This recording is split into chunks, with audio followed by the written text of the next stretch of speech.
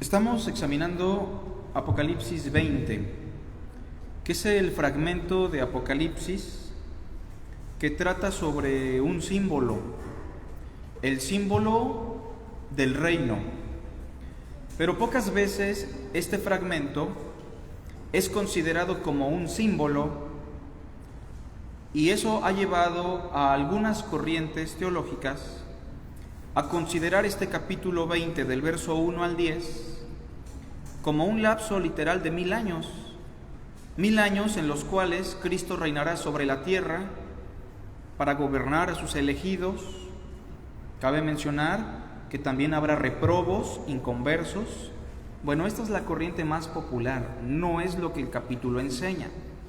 Cuando usted examine el capítulo de manera un poquito más exhaustiva, se dará cuenta que nada de estas ideas realmente están plasmadas aquí. Básicamente el capítulo 20, del verso 1 al 10, aunque sí nos habla del reino a través de un símbolo, destaca tres cosas importantes. La primera, que la llegada del reino dejó restringido a Satanás en cuanto a su actividad. Que el establecimiento del reino, que la llegada del Mesías a este mundo, logró que el príncipe de este mundo fuera ya juzgado, que él se hizo carne y con su muerte destruyó al que tenía el imperio de la muerte, es a saber, el diablo. Y en ese sentido, del verso 1 al verso 3, se habla de la atadura de Satanás. ¿Recordamos bien eso ya? Satanás ya está atado. Y la atadura es solamente un símbolo. ¿Un símbolo de qué? Bueno, de que su actividad sigue, pero de manera restringida. No de la misma forma o con la misma fuerza que tuvo antes de la llegada del reino, ¿verdad? Esto lo podemos ver en muchos pasajes en el Nuevo Testamento. Cristo también ha dicho: si yo por el Espíritu de Dios echo fuera a los demonios, el reino de Dios ha llegado. Porque ¿cómo puede uno entrar en la casa del hombre fuerte y saquear sus bienes si primero no le ata? Y esto en referencia a Satanás.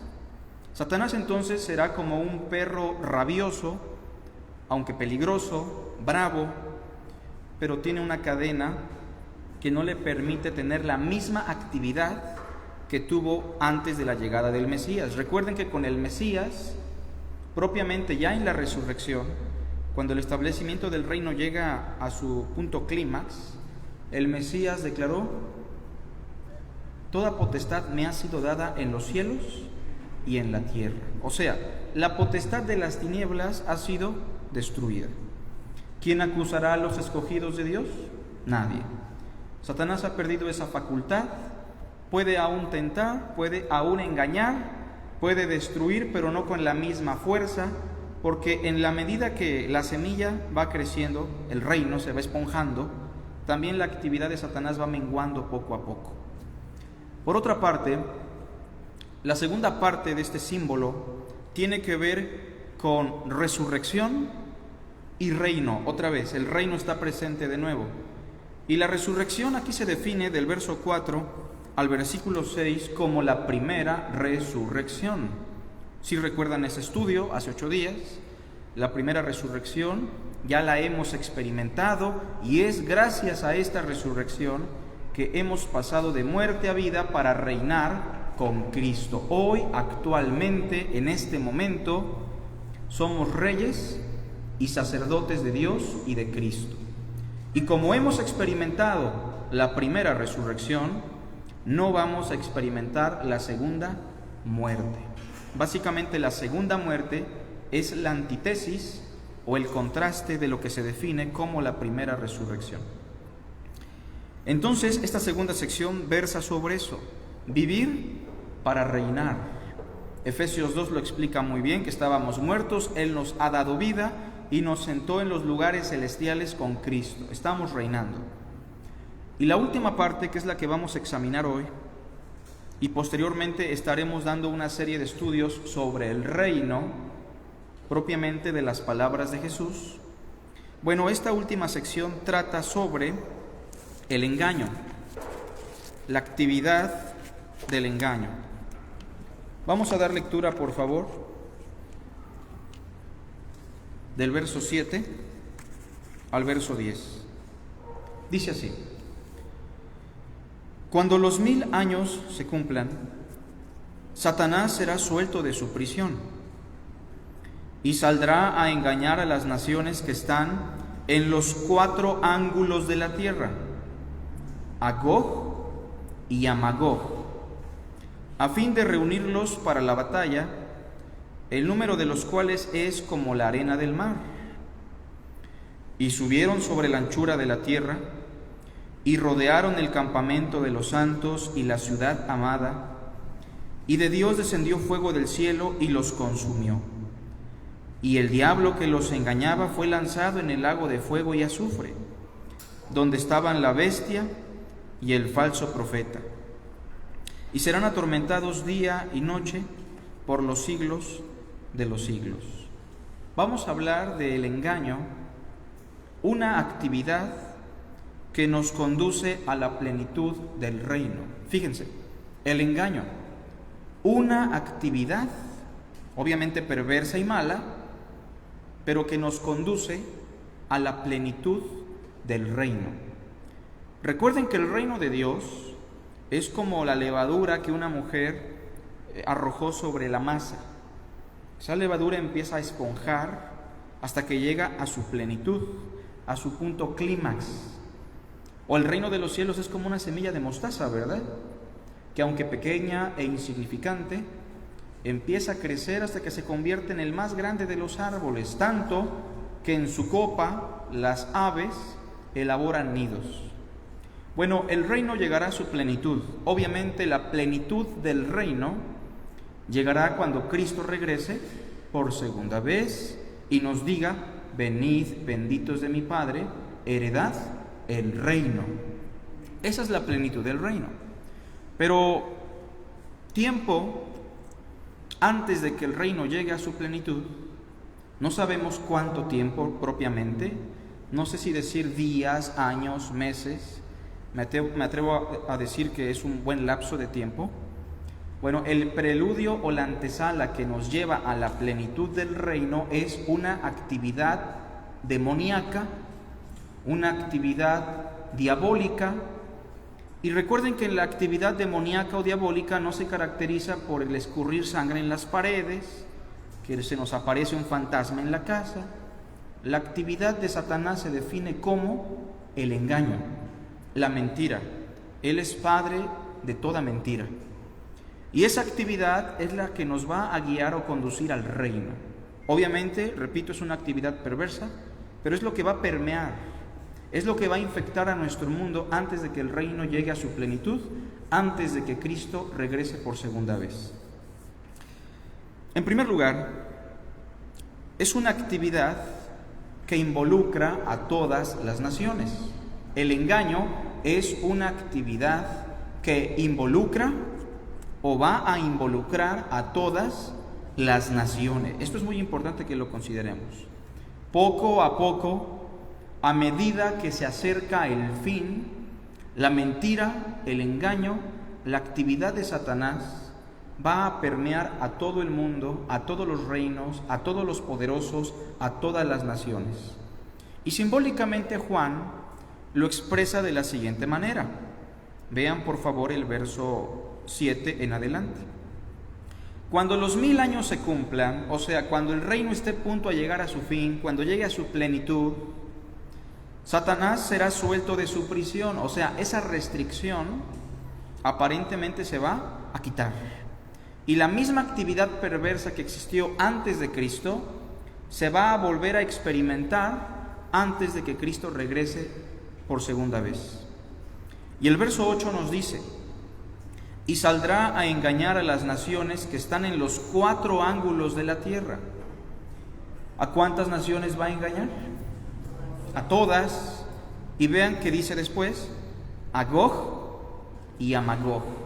Es muy importante considerar la expresión anterior que dice a las naciones que están en los 4 ángulos de la tierra, porque algunas personas piensan que solamente va a engañar a Gog y a Magog, que sería geográficamente la zona actual de Asia Menor, cerca de Turquía. Gog era meramente un rey y Magog era una región, ¿se entiende?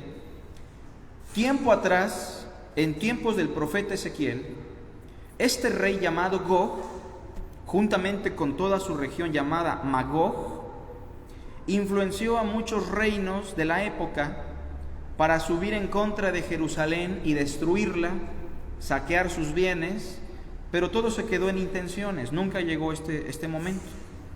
Bueno, Ezequiel profetiza contra este rey y contra la región, pero la profecía de Ezequiel tiene un alcance que se plasma ahora en este capítulo. O sea, esas intenciones perversas de Gog, un rey, y los reinos del mundo siguen siendo la misma intención hoy día, ¿se entiende? De los reyes y de las naciones. Vean conmigo, por favor, Ezequiel 38.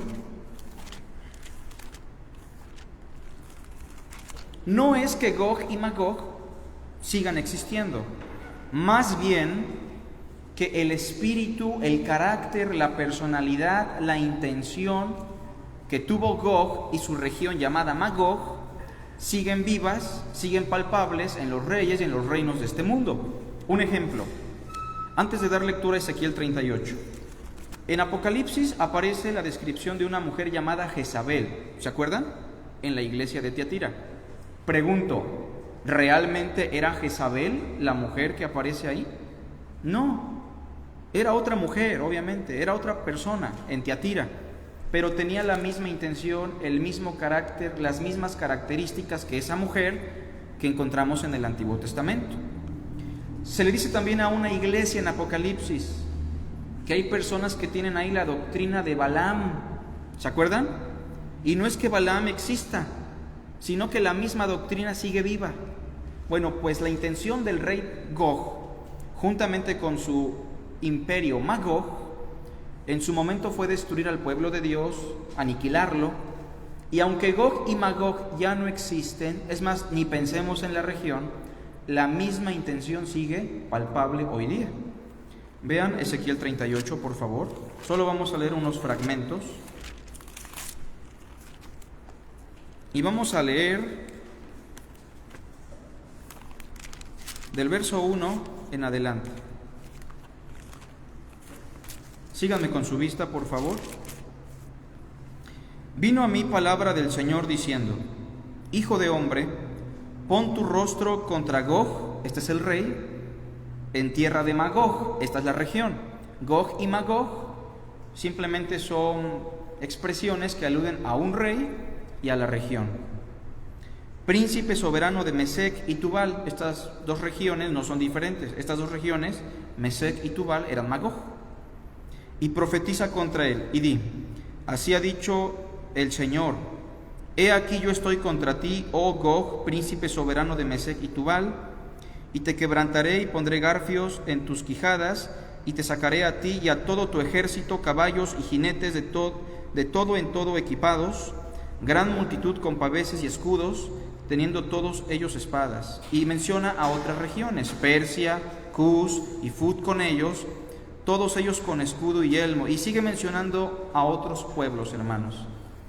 Con detenimiento usted puede leer esta profecía, pero lo que usted va a encontrar en esta profecía, en Ezequiel 38, es la intención del rey Gog de querer aniquilar a Jerusalén y tomando aliados de todas partes del mundo para saquearla y aniquilarla.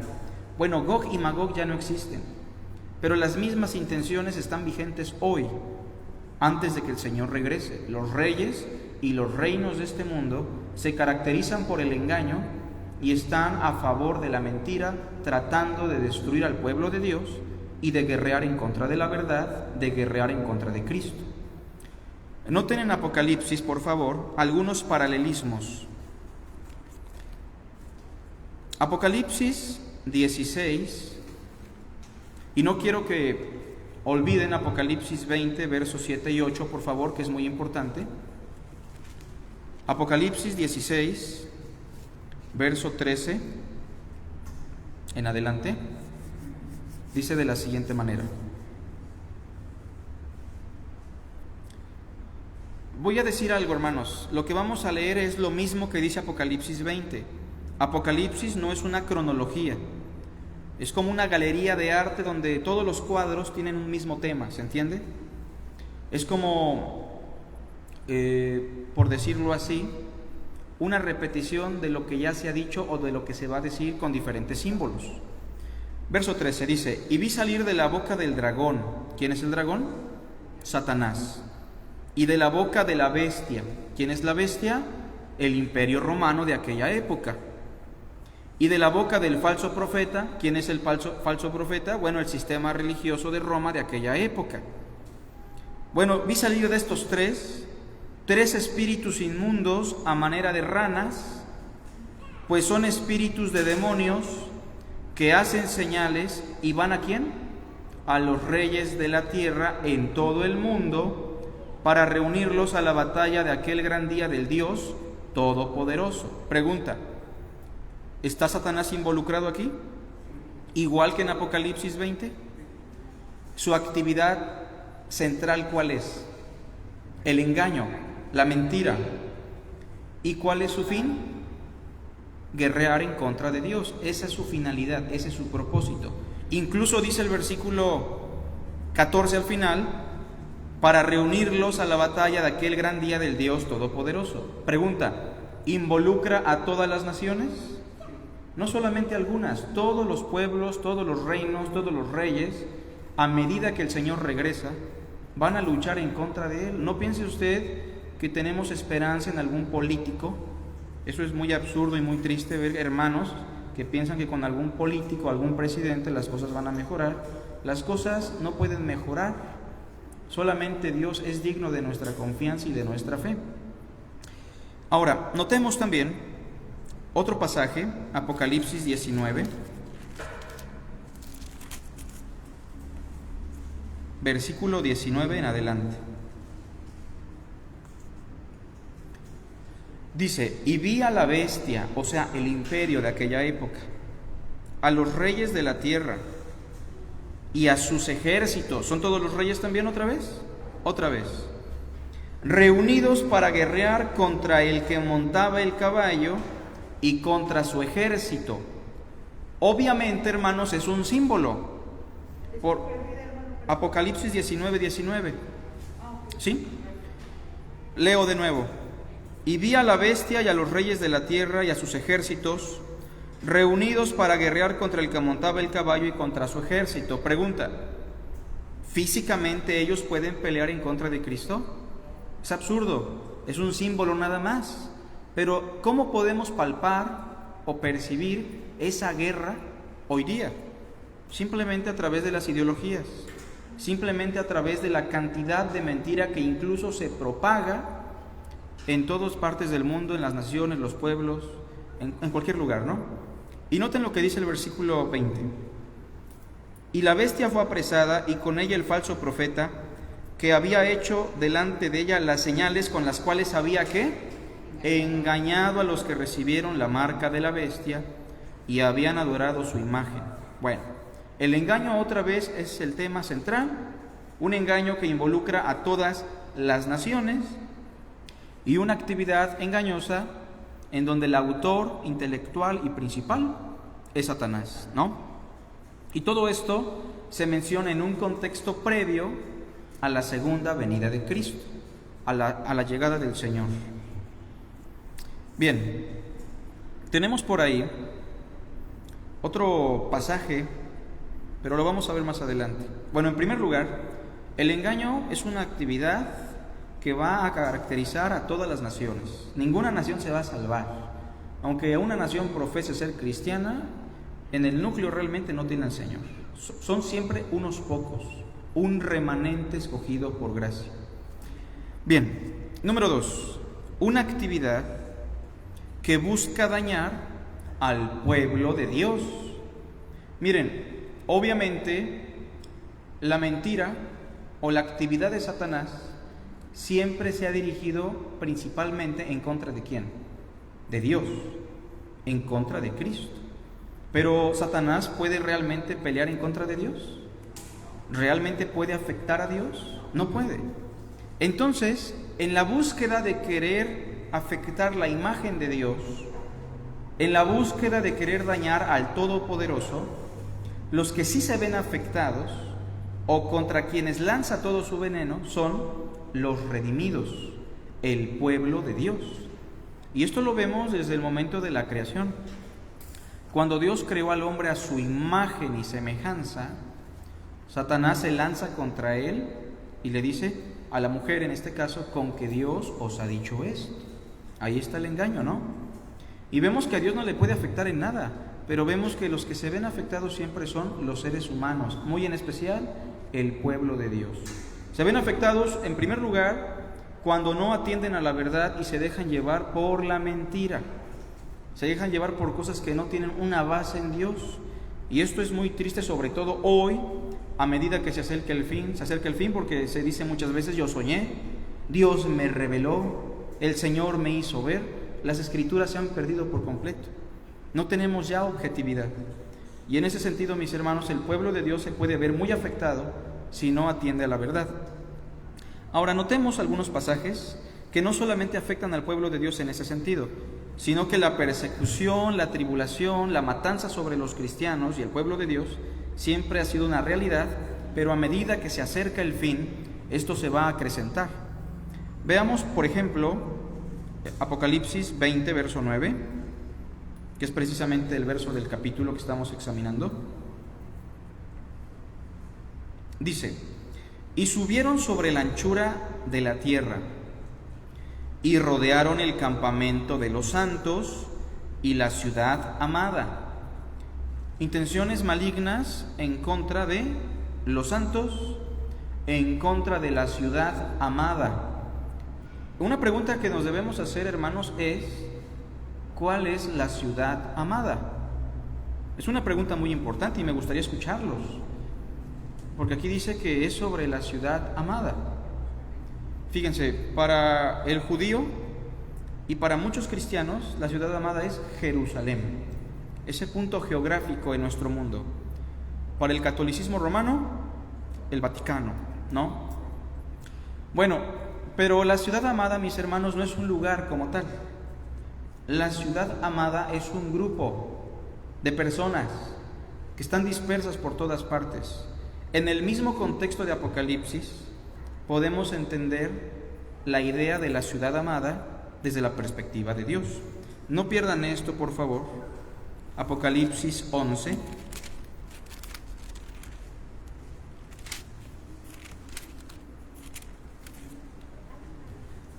Al final respondemos preguntas, ¿sale?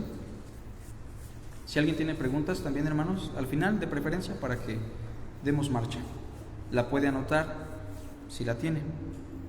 Apocalipsis 11, vean lo que dice el versículo 2. Solamente quiero que vean el verso 2.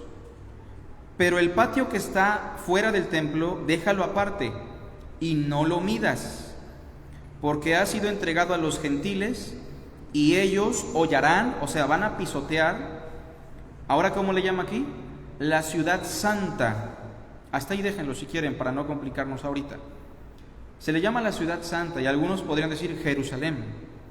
Pero mis hermanos, la concepción de la ciudad santa o la ciudad amada en el Nuevo Testamento no es la misma que la que se tenía en el Antiguo Testamento. Vean, por ejemplo, aquí mismo en el 11, versículo 8. Hablando de dos testigos, que ahorita vamos a explicar un poquito quiénes son, se dice lo siguiente: y sus cadáveres, o sea, estos dos testigos que hablaban del Señor fueron asesinados, por eso se habla de cadáveres. Sus cadáveres estaban en la plaza de la grande ciudad, que en sentido espiritual se llama Sodoma y Egipto, donde también nuestro Señor fue. A ver, hablando ya de un lugar en particular, donde Cristo fue crucificado, ¿es Jerusalén o no? ¿Y cómo la define Dios en el mismo libro? Como Sodoma y Egipto. O sea, un lugar depravado, un lugar lleno de idolatría. no es propiamente la ciudad amada. Cuando se habla de la ciudad amada en el Nuevo Testamento, se habla de todos los que están en Cristo Jesús, judíos o gentiles. ¿Se entiende? Espero que se haya entendido mucho mejor. Pero noten, mis hermanos, que estos dos testigos que se definen aquí, que no son literalmente dos testigos, sino judíos o gentiles que están en Cristo, por eso se habla de dos, porque somos un pueblo en dos culturas totalmente diferentes, judíos y gentiles en Cristo, pues se dice que fueron asesinados, verso 7, cuando hayan acabado su testimonio, la bestia que sube del abismo hará guerra contra ellos y los vencerá y los matará. El engaño, la oposición, triunfando sobre la ciudad, sobre el pueblo de Dios, en apariencia, ¿o no? Y dice que sus cadáveres estarán en la plaza de la grande ciudad, que en sentido espiritual se llama Sodoma y Egipto, sobre todo porque debemos recordar que en aquellos días no solamente la bestia, el imperio romano, perseguía a los cristianos, hubo otro pueblo que persiguió muchísimo a los cristianos. Todos sabemos de Saulo de Tarso. Saulo de Tarso fue un perseguidor, ¿verdad? ¿De qué pueblo venía? Del pueblo judío. ¿Cuál era su capital? Jerusalén. Y por eso se hace esta alusión, que sus cadáveres, que los cadáveres de los santos, que los cadáveres de aquellos que proclaman a Cristo, no solamente son cadáveres asesinados por la bestia, sino que Jerusalén, físicamente hablando, ha tenido un papel muy importante en la masacre y en el rechazo de los hijos de Dios. Jerusalén, Jerusalén, que matas y apedreas a los profetas y a todos los que te son enviados. Espero que se entienda mejor, pero es una actividad que busca dañar al pueblo de Dios.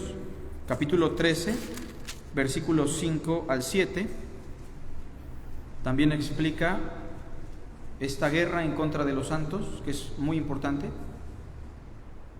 Hablando de la bestia, que es el imperio romano, comandado por el emperador Domiciano de aquellos días, se nos dice en el 13:5, también se le dio boca que hablaba grandes cosas y blasfemias, y se le dio autoridad para actuar 42 meses, ya explicaremos eso en su momento, y abrió su boca en blasfemias contra Dios, para blasfemar de su nombre, de su tabernáculo y de los que moran en el cielo. Y se le permitió hacer guerra contra los santos y vencerlos. También se le dio autoridad sobre toda tribu, pueblo, lengua y nación.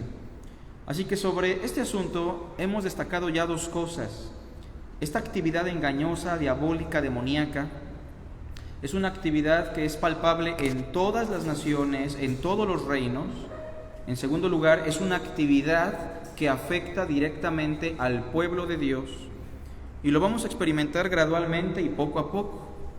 Hoy día ya las ideologías de género o cualquier ideología que va en contra de la verdad, no solamente son cosas que se oponen a la verdad, es una actividad que se defiende, el mismo gobierno, las mismas autoridades, los mismos magistrados, los legisladores, apoyan y defienden este tipo de situaciones. De tal forma que la persecución al pueblo de Dios irá creciendo poco a poco a medida que llega el fin. El Señor lo dijo, y muchos falsos profetas se van a levantar. Pero eso no solamente tiene que ver, hermanos, con un engaño dentro de la esfera religiosa. También hay un engaño que permea todo el mundo y que va en contra del pueblo de Dios. Y número 3, un engaño o una actividad que culmina en la condenación de los impíos. Esta actividad engañosa va a culminar con una condenación. Todos aquellos que obedecen la mentira y no obedecen a la verdad, todos aquellos que van en contra del Cristo, que van en contra del amor, en el día del Señor van a experimentar la plena destrucción, la plena separación de Dios. En Apocalipsis 20 lo explica así, el pasaje que estamos estudiando. Versículo 9. Y subieron sobre la anchura de la tierra y rodearon el campamento de los santos y la ciudad amada. ¿Y qué pasó? Y de Dios descendió fuego del cielo y los consumió. O sea, cuando la maldad llegue a su clímax, cuando el engaño llegue a colmar la paciencia de Dios y el Señor regrese, en ese día toda mentira será subyugada, todos los enemigos serán puestos por estrado de sus pies, y los impíos, juntamente con el diablo y sus ángeles, van a experimentar la plena condenación, expresada por Cristo, que dice: apartaos de mí, hacedores de maldad. Pero esto lo podemos encontrar en varias partes. Por ejemplo, Apocalipsis 19, versículo 20 en adelante, que ya lo leímos, pero volvemos a leerlo porque es un paralelo. Y la bestia fue apresada, y con ella el falso profeta, que había hecho delante de ella las señales, con las cuales había engañado a los que recibieron la marca de la bestia, y habían adorado su imagen. Estos dos fueron lanzados vivos dentro de un lago de fuego que arde con azufre. Y los demás fueron muertos con la espada que salía de la boca del que montaba el caballo, y todas las aves se saciaron de las carnes de ellos. Símbolos, pero que explican que la palabra del Cristo los condenará plenamente en ese día. 21:8 de Apocalipsis, un texto famoso aparte, ¿no? Pero que involucra esta cuestión de la mentira. Pero los cobardes e incrédulos, los abominables y homicidas, los fornicarios y hechiceros, los idólatras y todos los mentirosos, aquí se habla de la mentira muy en particular al final, tendrán su parte en el lago que arde con fuego y azufre, que es la muerte segunda. Y en ese sentido, mis hermanos, la actividad de Satanás, juntamente con todos aquellos que le obedecen, culmina en ese día en condenación. Hay un pasaje interesante que me gustaría considerar. La segunda carta a Tesalonicenses,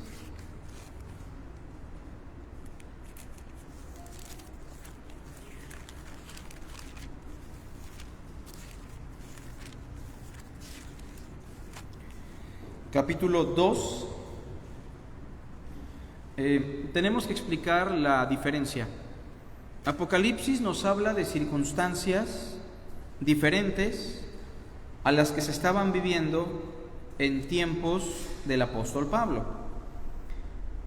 Tanto los hermanos de Asia Menor, tanto el apóstol Juan como el apóstol Pablo, experimentaron gran oposición por el imperio. ¿Estamos de acuerdo? Los dos. Obviamente el apóstol Juan está experimentando oposición por parte del imperio romano con mayor fuerza, sobre todo en Asia Menor, a mano de un emperador llamado Domiciano, quien se proclamó Dominus et Deus Nostris, Señor y Dios nuestro. Pero en tiempos de Pablo, sobre todo en esta época, cuando se escribe la segunda carta a Tesalonicenses, el pueblo judío está en guerra. ¿Se entiende? Está en guerra porque se quieren desligar del yugo de los romanos. Estamos hablando de la década de los 50, ya llegando a los 60 casi. Básicamente en la época de Nerón. Y en la época de Nerón se desata esta guerra de judíos en contra del imperio, y otros lugares subyugados por el imperio se empiezan a levantar en armas para acabar con el imperio romano. En el año 68 muere Nerón, lo cual produce una ruptura grande en el imperio, y todos llegaron a pensar que con la muerte de Nerón y con las guerrillas que se estaban levantando en contra del imperio, el imperio iba a desaparecer ya. Llegó su fin. Así como llegó el fin de los griegos, va a llegar el fin de este imperio, ¿no? Pero no fue así, porque un hombre llamado Vespasiano llegó al trono. Bueno, la figura del emperador siempre fue una figura perversa para el pueblo judío y para el pueblo cristiano. Aquí Pablo le llama a la figura del emperador hijo de perdición. Y vean lo que dice el capítulo 2, verso 1 en adelante. Explico otra vez, son diferentes épocas, diferentes circunstancias, pero la intención, la explicación es la misma, ¿se entiende? Aquí estamos en la década de los 60, allá estábamos en la década de los 90 en Apocalipsis, pero las intenciones siempre han sido las mismas desde que el mal existe. 1. Pero con respecto a la venida de nuestro Señor Jesucristo y nuestra reunión con Él. ¿Se acuerdan qué es eso? La resurrección, el arrebatamiento, el levantamiento de los santos. Les rogamos, hermanos, que no se dejen mover fácilmente de su modo de pensar, ni se turben en su espíritu, ni por alguna predicación o por alguna carta como si fuera nuestra, en el sentido de que el día del Señor está cerca. Explico esto. Los hermanos de Tesalónica, en la primera carta, ya habían sido instruidos en todo lo relacionado a la segunda venida del Señor. Pero entre tanto que no llegaba la segunda carta, es probable que en su corazón, y gracias a la predicación de otros falsos apóstoles, falsos profetas, y gracias a la circulación de cartas que no eran de los apóstoles, probablemente eran cartas falsas, ellos llegaron a pensar que el día del Señor iba a llegar en cualquier momento. Y pregunta, ¿tenían razón? En ese momento no. ¿Saben por qué? Porque aún tenían que cumplirse algunas cosas. Ejemplo, Cristo dijo que antes de que el Señor regresara, Él dijo que primero el templo tenía que ser profanado, ¿se acuerdan? La abominación desoladora de la que habló el profeta Daniel. Se tenía que desarrollar una tribulación sobre el pueblo judío. Y todavía no llega a eso. Por eso Pablo les dice, miren, todavía no puede venir el Señor, porque aún faltan ciertas cosas. No se espanten, por favor. Versículo 3. Nadie os engañe en ninguna manera. ¿Todos en voz alta? Porque no vendrá, vean esa expresión, porque no vendrá sin que antes venga la apostasía y se manifieste el hombre de pecado, el hijo de perdición. Esa gran apostasía, no piense usted que se va a desatar apenas. Esa gran apostasía se desató a fines del primer siglo. Y este hijo de perdición es la expresión que Pablo está usando para hablar de la figura del emperador que estaba en curso. ¿Se entiende? Probablemente aún estaba Nerón. Bueno, el punto es, en el verso 4 se explica algo, el cual se opone y se levanta contra todo lo que se llama Dios. ¿Está claro que es el emperador? Tanto que se sienta en el templo de Dios como Dios, haciéndose pasar por Dios. Pregunta, ¿el templo de Dios seguía en pie? Sí. Y por lo que leemos, ¿este personaje se va a sentar en el templo de Dios y lo va a profanar? También. Es muy probable, y solo puedo decir así, es muy probable que sea en referencia a lo ocurrido en el año 70, cuando Tito, quien llegó a ser emperador después, quemó el templo, lo profanó, y después del incendio se sentó en el templo y los soldados lo adoraron como si fuera Dios en el templo de Dios. Esto lo explicaba ya Daniel, esto lo explicó Cristo, y ahorita vemos vestigios de esto en boca de Pablo, ¿no? Dice el versículo 5: ¿No os acordáis que cuando yo estaba todavía con vosotros os decía esto? Y ahora vosotros sabéis lo que lo detiene. Ellos sabían, nosotros no, ¿verdad? Pero lo más probable es que lo único que detenía a este personaje para profanar el templo y destruir al pueblo judío era la misma oposición del pueblo judío que estaba en guerra, ¿no? Esto apegándonos lo más posible al contexto histórico, hermanos, pero aún así es complicado, a fin de que a su debido tiempo se manifieste, porque ya está en acción el misterio de la iniquidad, solo que hay quien al presente lo detiene hasta que él a su vez se ha quitado de en medio. Y entonces se manifestará aquel inicuo, y ven lo que dice después, a quien el Señor matará con el espíritu de su boca y destruirá con el resplandor de su venida. Bueno, recuerden que todo enemigo del Señor tiene su plena condenación y su plena destrucción en el día de Cristo. Aún este personaje, quien haya sido, yo opino que fue Tito, quien destruyó el templo, tendrá su plena condenación en el día del Señor. A quien el Señor matará con el espíritu de su boca y destruirá con el resplandor de su venida. Y díganme ustedes si se parece a lo que dice Apocalipsis, verso 9. Inicuo, cuyo advenimiento es por obra de Satanás. ¿Se parece o no? Es el dragón influenciando a la bestia en este caso. Con gran poder y señales y prodigios mentirosos. ¿Cuál es la médula de la actividad? La mentira.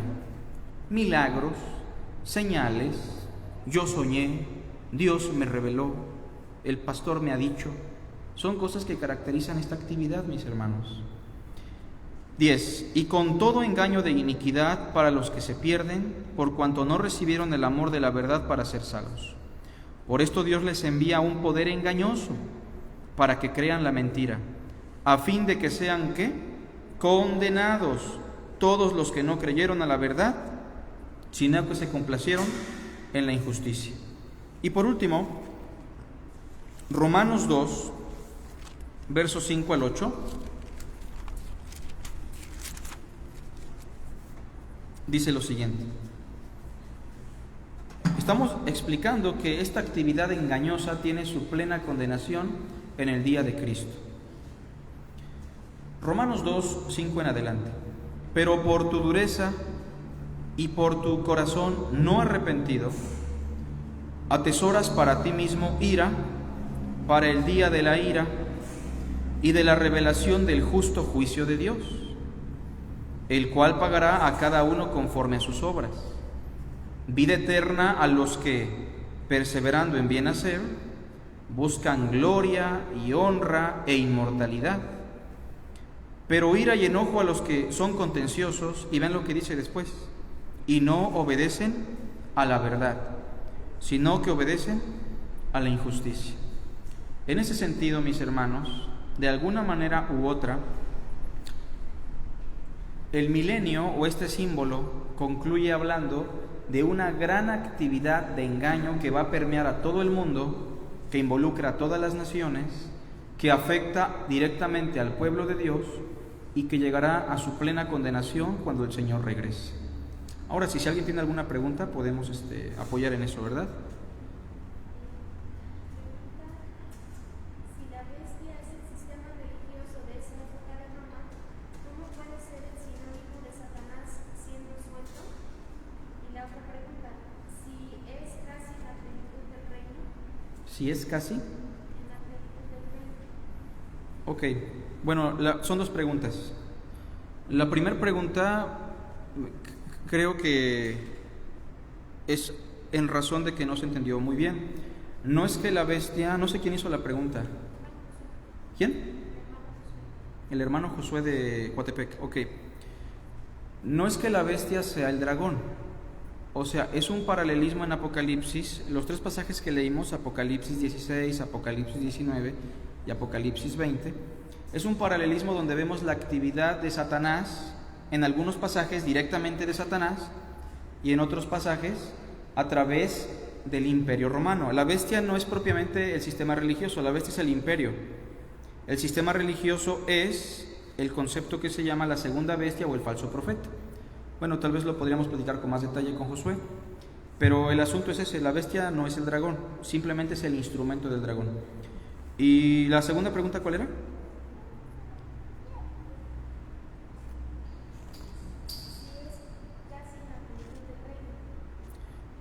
Esa pregunta no la entiendo bien, si es casi qué. Ah, ok. Bueno, la actividad de Satanás sí se da básicamente antes de que llegue la plenitud, en momentos antes de que llegue el reino a su consumación, a su plenitud, ¿no? Básicamente sería eso, pero platicamos, hermano Josué, yo creo que está viendo el video, lo platicamos en la semana. ¿Alguien más, hermanos? ¿Preguntas, comentarios? Bien. Vamos a hacer una oración, hermanos, y pasamos a lo que resta de nuestro servicio. Padre, te agradecemos por el tiempo, por tu hermosa palabra. Te agradecemos por la enseñanza, Señor. Rogamos que tú nos ayudes a predicar la verdad para evitar, Señor, caer en el error de los inicuos, y trae a todos aquellos que no te conocen a tu verdad. Bendice las ofrendas y lo que resta de este culto en Cristo Jesús. Amén.